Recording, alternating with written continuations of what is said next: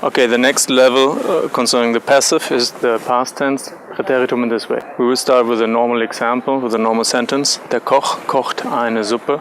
The cook is cooking a soup. You have learned how to make the normal passive for this, the present form. You take the accusative object and make it the subject.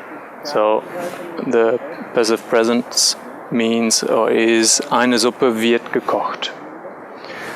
Now, to build the Präteritum form of the passive, all you've got to do is to use the Präteritum form of werden. And this is wurde. In this case, you will find all the forms in the material, so I don't write them down here. So the passive Präteritum of that sentence is eine Suppe wurde gekocht. Let's do one together. I make it a bit slower so you can think ahead and control your results. Last example here. Das Kind wäscht das Auto. The kid is washing the car. Now we have the accusative object, which becomes the subject of the passive.